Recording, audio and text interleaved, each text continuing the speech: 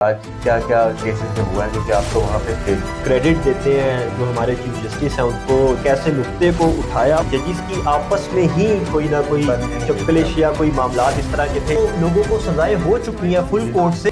آگے چل کے میاں صاحب کو ٹرانزٹ بیل ملتی ہے تو وہ کتنے ٹائم کے لیے ملتی ہے کہ اس کے خلاف اپیل ہو سکتی ہے. بسم اللہ الرحمن الرحیم. السلام علیکم. میں ہوں آپ کا میزبان ریحان آفتاب. آج جیسا کہ آپ جانتے ہیں کہ عدالت سے ایک فیصلہ آیا ہے جو 4 سے 5 سماعت ہوئی ہیں آن ایئر لائیو. اس کے اوپر آج ہم بات کریں گے. آج ہمارے ساتھ موجود ہیں ایڈوکیٹ عاشر. السلام علیکم عاشر، کیا حال ہے؟ جی وعلیکم السلام، میں ٹھیک ہوں اور میری موجودگی تو ریحان صاحب آپ کے ساتھ رہتی ہے. کہیں کہ ابھی جو فیصلہ آیا ہے اس میں کیونکہ کافی زیادہ کنفیوژن ہے، لوگوں کو نہیں سمجھ آ رہی، تو اس کو تھوڑا سا پہلے تو بتائیں کہ آج کیا کیا کیسز میں ہوا ہے کیونکہ آپ تو وہاں پہ تھے. اچھا ریحان صاحب، سب سے پہلے تو تھوڑی سی کنفیوژن کو دور اس طرح سے کرتے ہیں اور کریڈٹ دیتے ہیں جو ہمارے چیف جسٹس ہیں ان کو، جسٹس قاضی فائز عیسیٰ صاحب کو، کہ انہوں نے ایک جرت مندانہ طریقے سے فل کورٹ کو بٹھایا اور ایک ایسے کیس کو، ایک ایسے نقطے کو اٹھایا اور اس کو پھر آن ایئر بھی کیا ٹی وی کے اوپر تاکہ ہر پاکستانی اس کو سن سکے. اور شروع میں تو اس پہ بڑی آپ کہہ لیں کہ تنقید ہوئی کہ انگلش میں ہو رہی ہے، کسی کو سمجھ نہیں آ رہی، لیکن پھر بعد میں وہ اتنی عام فہم ہو گئی کہ ہر عام انسان کو بھی اس کا سمجھ آنا شروع ہو گیا. تو یہ کریڈٹ ان کا بنتا ہے کہ انہوں نے بہادری کے ساتھ جو ایک آپ کہہ لیں پچھلے 3 جو چیف جسٹس گزرے ہیں ان کے ادوار میں جو مسئلہ آیا، اس سے پہلے جناب عمر عطا بندیال صاحب تھے، اس سے پہلے آصف سعید کھوسہ صاحب تھے، اس سے پہلے ثاقب نثار صاحب تھے، اور اس سے پہلے بھی یہ مسئلہ آ رہا تھا. آپ کہہ لیں کہ افتخار محمد چودھری صاحب کے بعد سے نا یہ معاملات اسی طرح تھے کہ ججز کی آپس میں ہی کوئی نہ کوئی چپکلش یا کوئی معاملات اس طرح کے تھے. اسی طرح جو آپ کہہ لیں فیڈرل جوڈیشل اکیڈمی کے جو اجلاس تھے وہ نہیں ہو رہے تھے، اور ڈیفرنٹ جو سپریم جوڈیشل کونسل کا اجلاس جو ہے وہ نہیں ہو رہا تھا. اتنے عرصے تک 2 ججز کی سیٹس خالی رہی، vacant seats supreme court of Pakistan میں رہی، لیکن وہ اکٹھے نہ ہونے کی وجہ سے کہ ایک دوسرے کے ساتھ بیٹھنے کو بھی تیار نہیں تھے ججز. تو یہ کریڈٹ تو جسٹس قاضی فائز عیسیٰ صاحب کا بنتا ہے کہ انہوں نے ایٹ لیسٹ سب کو بٹھایا اور سب کو سنا بھی. دیکھیں یہ آپ کہہ لیں کہ جو سپریشن آف پاورز کا جو کنسپٹ ہے نا، آج پتہ چلا ہے واقعی سپریشن آف پاورز کا کنسپٹ پاکستان میں استعمال ہوا ہے، جس سے پتہ چلا کہ پارلیمنٹ نے ایک قانون بنایا، اس کے خلاف کچھ اپیلیں آئیں اور کچھ پیٹیشنز آئیں سپریم کورٹ آف پاکستان میں، اور چیف جسٹس کے اپنے اگینسٹ آئی. دیکھیں ایک بندہ جو پاورفل ہے وہ کبھی نہیں چاہے گا کہ میری پاور ڈیوائیڈ ہو جائے، نیچے دوسرے لوگوں کے پاس چلی جائے، ٹھیک ہے. لیکن انہوں نے اس کو بہادری کے ساتھ تسلیم کیا اور اس کو سنا، اور اس سماعت کے دوران وہ یہ بار بار کہتے بھی رہے کہ یار میں نہیں چاہتا کہ یہ پاور میرے پاس رہے، میں نہیں چاہتا. آپ اپنی بات دے بھی دی ہے، اب تو ڈیلیگیٹ ہو گئی نا، اب تو پراپر ہو گیا. اب تو آپ کہہ لیں اگر ہم شارٹلی ڈیسیجن کی بھی بات کر لیتے ہیں تو ڈیسیجن اس طرح سے ہے کہ 15 میں سے جو فل کورٹ کے 15 ججز تھے، ججز صاحبان میں سے 10 ججز صاحبان جو تھے انہوں نے کہہ دیا کہ ہاں یہ پیٹیشن ڈسمس ہو جانی چاہیے، اور 5 جو رہ گئے تھے انہوں نے اس میں اختلاف اپنا شو کیا. ہاں اب معاملہ یہاں پہ پھنستا، جو تھوڑا سا نقطہ پھنستا ہے نا، وہ آپ کہہ لیں کہ کیونکہ ڈیموکریسی ہے اور پارلیمنٹ نے ایک قانون بنایا، اس کے اندر نا مختلف شکیں تھیں. لیٹ سے ہم اس کو اس طرح کہہ لیتے ہیں کہ ایک بات یہ ہم نے ابھی کر لی ججز کے اختیارات والی، پھر ایک بات کر لیتے ہیں ہم جو بینچ کی تشکیل ہونی ہے کہ یہ والے کیس کس کے پاس، یہ بھی بہت امپورٹنٹ معاملہ تھا. پھر ایک اور پیٹیشن اس میں تھی کہ جو یہ قانون بنا ہے پریکٹس اینڈ پروسیجر ایکٹ جو بن گیا، جو بل آف ایکٹ بن گیا، وہ ایکٹ لاگو آج سے ہوگا، جس دن پاس ہوا اس دن سے ہوگا، یا اس سے پہلے جو لوگوں کو سزائیں ہو چکی ہیں فل کورٹ سے اس پہ بھی ہوگا. اس کے بارے میں بتائیں نا کہ کیسز کب سے پھر سٹارٹ ہوں گے. ہاں یہ تو سر یہ بڑا دلچسپ بات ہے، اور اس کو ہم تھوڑا سا سیاسی طرف بھی اب لے کر چلتے ہیں کہ میاں محمد نواز شریف صاحب جو تیزی سے پاکستان کی طرف آ رہے تھے، اب ان کے قدم تھوڑے سے رکیں گے.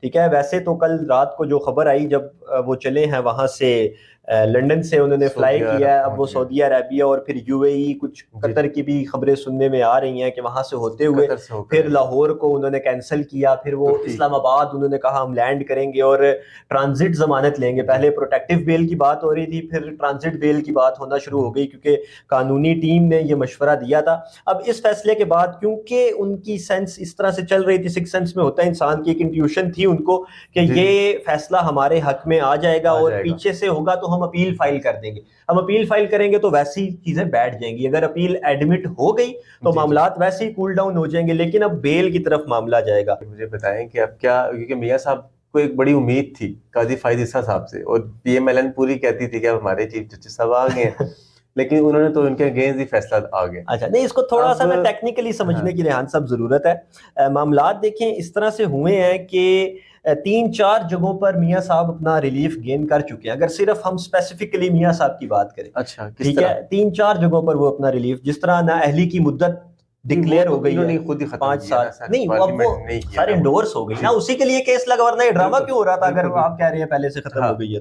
لیکن وہ انڈورس ہو گئی نا, وہ اب قانون بن گیا, وہ بل اب ایکٹ کی شکل اختیار کر گیا تھا, جو اس کو اب سپریم کورٹ آف پاکستان نے بھی انڈورس کر دیا کہ ہاں یہ ایسے ہی رہے گا.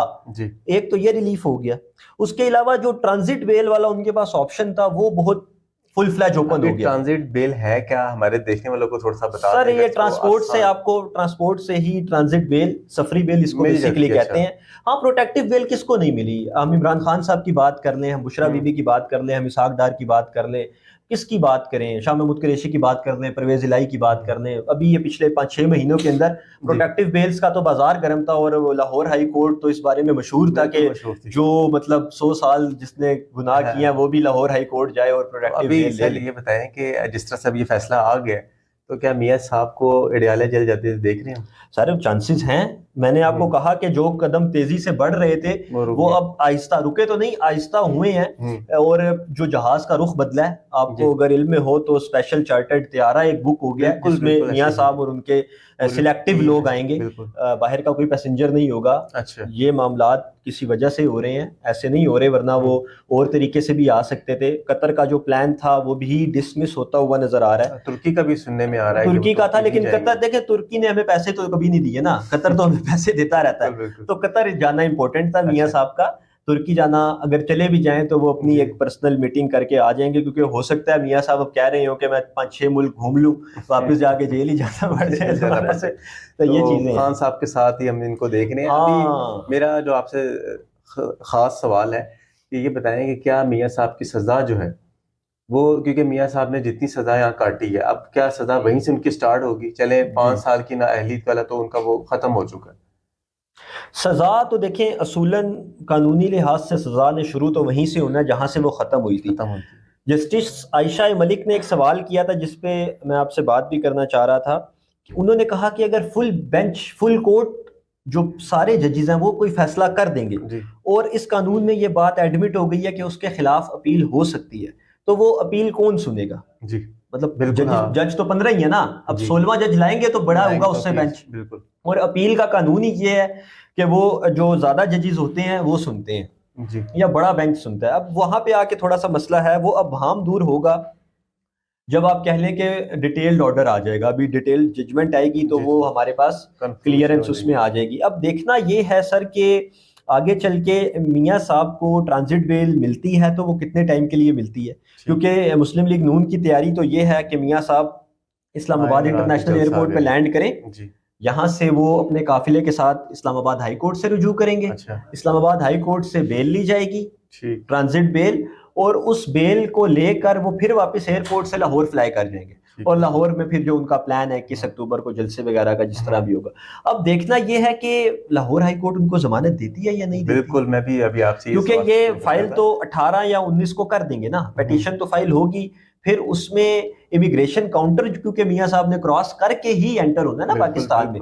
اگر تو ایگزیکٹو کو یہ آرڈر ہوتا ہے کہ وہ ایک اشتہاری ملزم ہے, وہ واپس آ رہا ہے, اس کو آپ نے فوراً گرفتار کر دیں تو وہ تو پھر فوراً گرفتار ہو جائے. اگر کورٹ آرڈر کر دیتی ہے کہ نہیں, ان کو کورٹ آنے تک کے لیے ٹرانزٹ بیل دی جائے, وہ پھر ان کو ٹرانزٹ بیل ملے گی ایئرپورٹ سے لے کر عدالت آنے تک. یہ ٹرانزٹ بیل پھر وہاں آ کے وہ اپنی حفاظتی ضمانت کے لیے اپلائی کریں گے. اپلائی تو پہلے سے کیا ہوا ہوگا, وہ حفاظتی ضمانت جس کے چانسز 80-90% ہیں کہ وہ مل جائے گی, وہ ملے گی. پھر وہ وہاں سے بیٹھ کر واپس ایئرپورٹ سے فلائی کر کے لاہور، اور پھر لاہور سے دین ان کا جلسہ، اور پھر اس کے بعد جو اسحاق ڈار صاحب نے بھی کہا کہ معیشت کی بہترین انتقام ہے، تو اس فارمولے پہ میاں صاحب اپنا کوئی لائے عمل دیں گے، اور پاکستان کو جس طرح وہ کہہ رہے ہیں کہ ایک دوبارہ سے اس کی معیشت کو تگڑا کرنے میں اپنا کردار ادا کریں. ٹھیک ہے سر، امید کرتے ہیں کہ میاں صاحب آئیں گے اور اڈیالہ جیل نہیں جائیں گے، بلکہ عوام ان کو دیکھے گی. انشاءاللہ پھر ملیں گے ایک نئی ویڈیو کے ساتھ. اللہ حافظ.